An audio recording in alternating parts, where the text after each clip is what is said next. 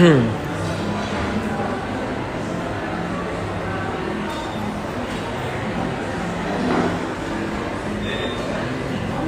الخير. يا ريت بس تتجمعوا بسرعة عشان عايز اقول حاجة بس سريع ويا ريت اللي متابع اللايف يسجل اللايف يا جماعة. اللي متابع اللايف يسجل اللايف. انا بقول من دلوقتي اللي متابع اللايف، اي حد بيعرف يصور اللايفات يصورها، يصور اللايف ده. تمام. اول ما واحد يبدأ التصوير يقول لي ابدأ هبدأ، عشان اللايف ينزل على اليوتيوب والناس تعرف. اللي بيصور اللايفات اللي بيصور اللايفات يصورنا. تمام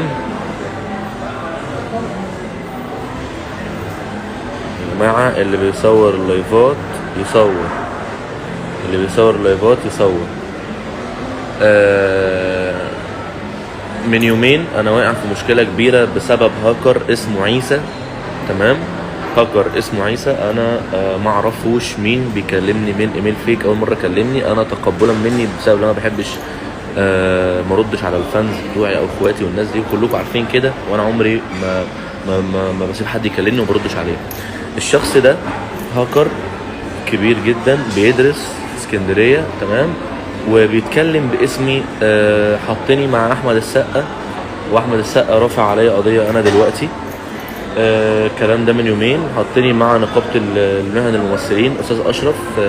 طبعا يعني فوق دماغي وانسان محترم وتقبل وعارف موضوعي كويس وعارف ان انا ماليش ذنب.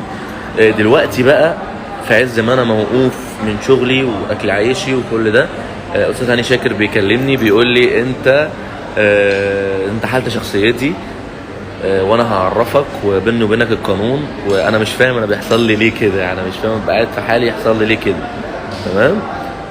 فابوس ايديكوا ارحموني علشان انا مش ناقص وعمري ما هسيب حد ياكل حقي. فبالله عليكم اللي بيصور اللايف ده ينزله على كل اليوتيوب ويشير اللايف ده يا جماعه. تمام.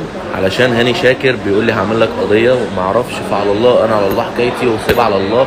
وطول ما ربنا في ظهري ثم الجمهور انا عمري ما هرجع خطوه لورا. الحمد لله انا قاعد في حالي. انا لا داخل بالهاكر ولا بعرف اصلا. انا راجل مزيكا، يعني ماليش اي حاجه من اللي هم بيقولوا عليه ده. تمام. فيا ريت يا جدعان اللي يعرف حد اسمه عيسى بتاع هاكر يا اما يكلمه يا اما يشوف الشخص ده مين، عشان بيتكلم بارقام فيك. يعني مثلا ممكن يكلمك يبقى برقمك، فاهم؟ مش فاهم ازاي، بس هو انتحال شخصيات. تمام. فيا ريت يا جماعه اللي يعرف يوصل اللايف ده لاكبر عدد ممكن يا ريت. تمام. ربنا يا رب يعيني على اللي انا فيه. اتحبست ما اتحبستش، قعدت بره قعدت جوه، كله بتاع سبحانه وتعالى. وانا مرضي بقضائي وقدري ويا رب الناس كلها تفهم ده. ويا رب يا استاذ هاني ترحمني شويه. يا رب يا ناس تفهموا كويس ان انا شخص في حالي، انا شخص شغال. يعني انا مش فاهم يا جدعان النصايب بتجيلي وانا قاعد. انا ما اعرفش، انا نصايب بتجيلي وانا قاعد في حالي، النصايب تجيلي. طب واحد يتكلم باسمي، انا داخل ايه في الحوار؟ داخل انا ايه في الحوار؟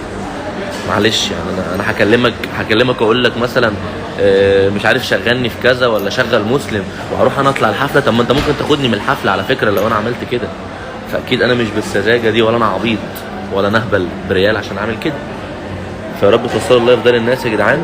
انا ماليش غير ربنا. انا الحمد لله قاعد في الدنيا في البلد دي لوحدي، حتى اخواتي واهلي والناس دي متفرقين مش معايا. انا مش هقول غير اللهم لا اعتراض على ما بلغنا بس. والحمد لله الحمد لله. نزلوا اللايف ده يا جماعه وشيروه بالله عليكم.